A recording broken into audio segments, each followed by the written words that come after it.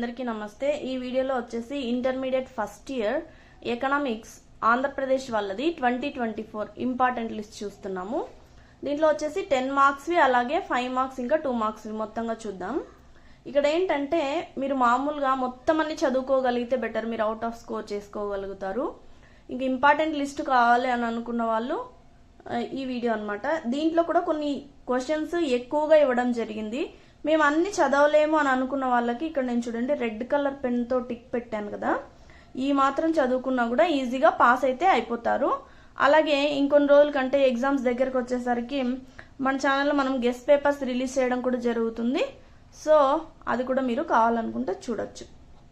First వచ్చేసి explain the law of diminishing marginal utility and its limitations.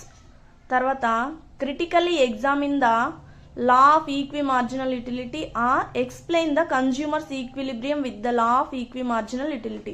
అంటే ఇలా ఇచ్చిన క్వశ్చన్ ఇదే ఆన్సర్, ఈ క్వశ్చన్ ఇచ్చిన ఇదే ఆన్సర్. ఈ ఎకనామిక్స్ కానీ కామర్స్ కానీ సివిక్స్ కానీ ఏంటంటే థియరీ పార్ట్, కామర్స్ లో అయితే ఫస్ట్ క్వశ్చన్ అనేది 1-2 సార్లు బాగా చదివి ఆ తర్వాత మాత్రమే ఆన్సర్ చేయండి. ఎందుకంటే వేరే క్వశ్చన్ కి వేరే ఆన్సర్ రాసి వస్తూ ఉంటారు అనమాట. సో ఈ క్వశ్చన్ ఇలా కూడా అడగచ్చు అని చెప్పడానికి. నెక్స్ట్ వచ్చేసి explain consumer equilibrium with the help of indifference curve. చూడండి నేను ఇక్కడ రెడ్ కలర్ తో మార్జిన్ తో టిక్ పెట్టున్నాను. అవి అంటే మేము ఇన్ని చదువుకోలేము అని అనుకునే వాళ్ళు కూడా ఉంటారు కదా, అలాంటి వాళ్ళ కోసం అనమాట. Explain the law of demand with suitable diagram and its exceptions. ఒక్కోసారి ఏంటంటే ఈ 10 మార్క్స్ లో నుంచే ఒక పార్ట్ 5 మార్క్స్ కూడా అడగచ్చు, లేదంటే వీటికి సంబంధించిన డెఫినేషన్స్ అలా ఉంటాయి కదా, అవి 2 మార్క్స్ లో కూడా కవర్ అవుతాయి అనమాట. మీరు మొత్తంగా చదువుకున్నట్టయితే 2 రకాలుగా యూజ్ అవుతుంది. ఇటు చూడండి లా ఆఫ్ డిమాండ్ ఎక్సెప్షన్స్ అని 5 మార్క్స్ కి అడగచ్చు. అంటే మీరు ఇక్కడ చదువుకుంటే అది 5 మార్క్స్ లో కూడా రావచ్చు, లేదంటే లా ఆఫ్ డిమాండ్ అనేసి జస్ట్ దానికి సంబంధించిన డెఫినేషన్ 2 మార్క్స్ కూడా అడగచ్చు. నెక్స్ట్ వచ్చేసి define price line or budget line and explain shifts in the budget line. Budget line లేదా ప్రైస్ లైన్ 2 మార్క్స్ లో కూడా రావచ్చు. What is the price elasticity of demand and explain the various types of price elasticity of demand. Explain the law of variable proportion. Explain the law of returns to scale.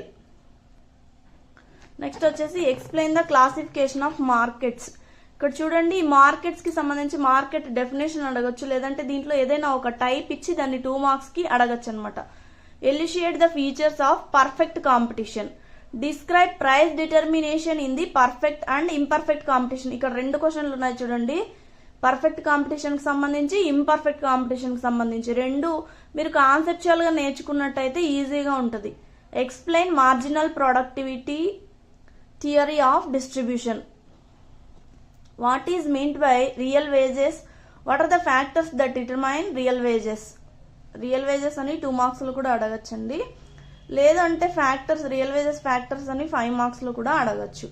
Define national income and explain various concepts of national income. Explain the various methods of calculating national income. Explain the Keynesian theory of employment.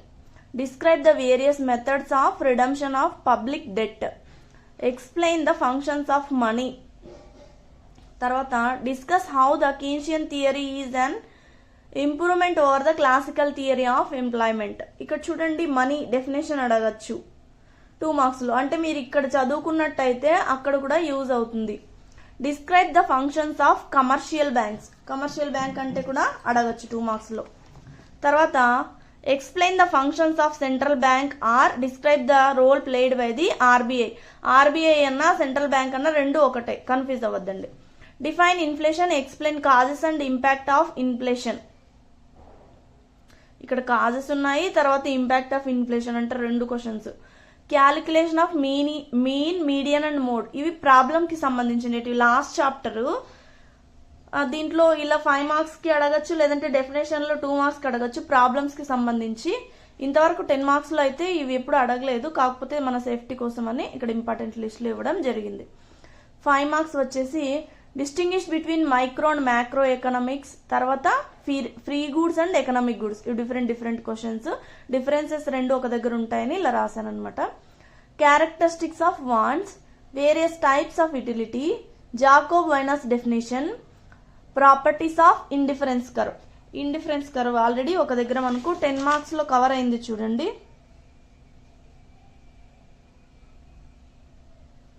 So ఇది ఇలా కాన్సెప్చువల్గా నేర్చుకుంటే ఈజీగా ఉంటుంది, number of questions ఎక్కువగా అనిపించవు అనమాట. Indifference map, price line or budget line. చూసారా ఇది కూడా, అంటే నేను ఇక్కడ రౌండప్ చేశానంటే ఇది ఆల్రెడీ అక్కడ కూడా కవర్ అయింది అని. ఇండిఫరెన్స్ కర్వ్కి సంబంధించిన కాన్సెప్ట్ కూడా అక్కడ కవర్ అయింది. ఇక్కడ టిక్ పెట్టిన మాత్రం మేము అన్ని చదువుకోలేము అనుకున్న వాళ్ళు ఈ చదువుకోండి. తర్వాత explain the law of demand or price demand and its exceptions. ఇది కూడా అక్కడ 10 మార్క్స్లో కవర్ అయింది. సో మీరు ఈ నెంబర్ ఆఫ్ క్వశ్చన్స్ చూసి ఎక్కువ ఉన్నాయని భయపడద్దండి, కాన్సెప్చువల్గా ప్రిపేర్ అవ్వండి. Next, why a demand curve has negative slope or why demand curve slopes downward. ఇది చూడండి, ఇలా అడిగిన క్వశ్చన్ ఇలా అడిగిన సేమ్ ఆన్సర్, కన్ఫ్యూజ్ అయ్యే ఛాన్సెస్ ఉంటాయి కాబట్టి నేను చెప్తున్నాను. Next, what are the factors that determine demand. Define price elasticity of demand and explain briefly various types of price elasticity of demand.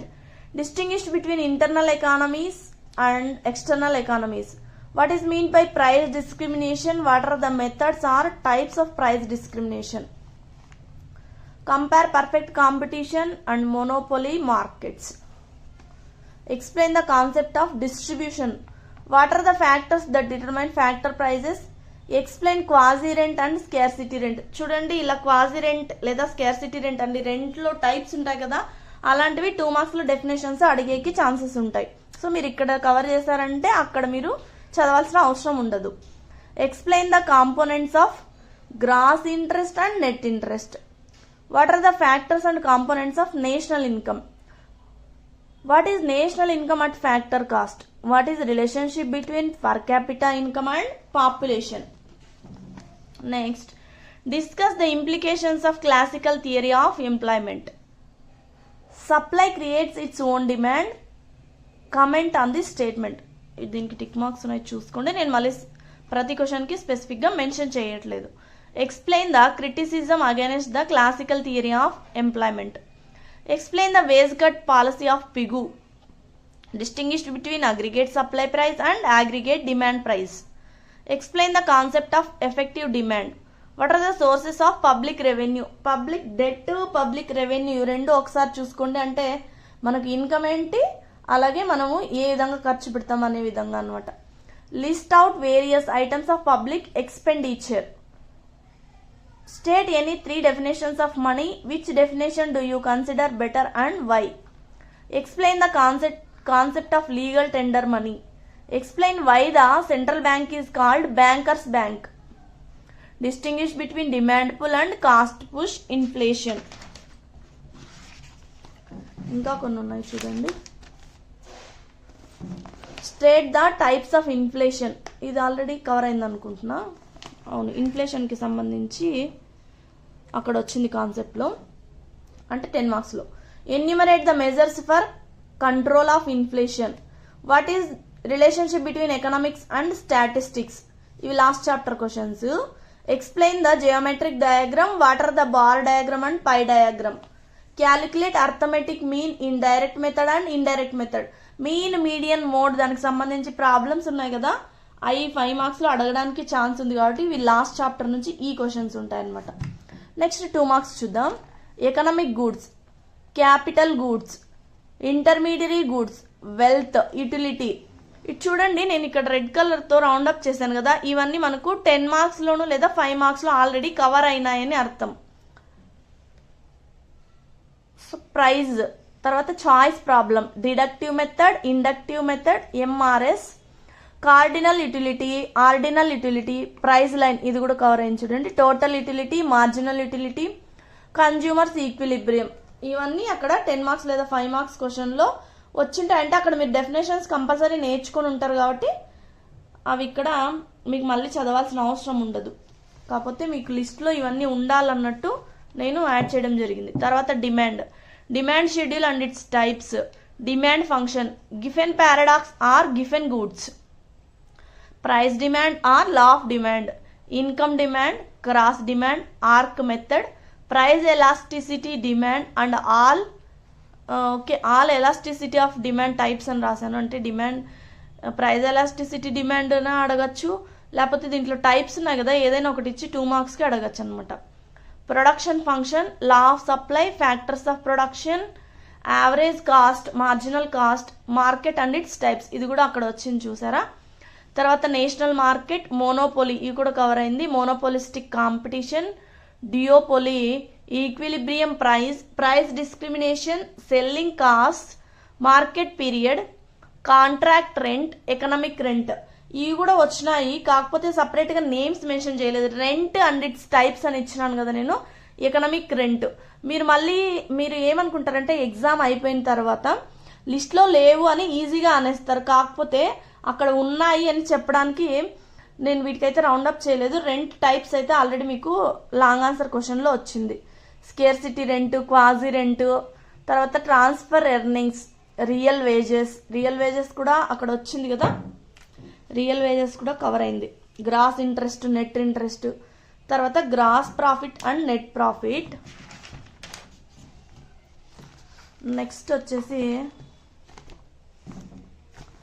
GNP, per capita income, depreciation, disposable income, laissez faire, సేల్స్ law of market, full employment, aggregate demand function, ఇది కూడా వచ్చింది. Effective demand, structure of budget, deficit budget, physical deficit, objectives of central banks కి సంబంధించి కూడా questions వచ్చినాయి. Store of value, liquidity, currency, ఇవన్నీ మనీకి సంబంధించినవండి. Near money, credit money, cash credit, overdraft, recurring deposits, ఆర్బీఐకి సంబంధించి కూడా 5 మార్క్స్ లో క్వశ్చన్ వచ్చింది కదా. ఫస్ట్ ఆర్బీఐ అంటే డెఫినేషన్ ఏంటో రాసి తర్వాత మీరు ఆన్సర్ రాస్తారు. కాబట్టి ఇక్కడ మళ్ళీ మీరు సపరేట్ గా చదవాల్సిన అవసరం ఉండదు, అంటే అక్కడ ఆల్రెడీ మీరు నేర్చుకున్నట్టయితే. Lender of last resort, inflation and its types, ఇది కూడా వచ్చింది. CPI, pie diagram, bar diagram, arithmetic mean.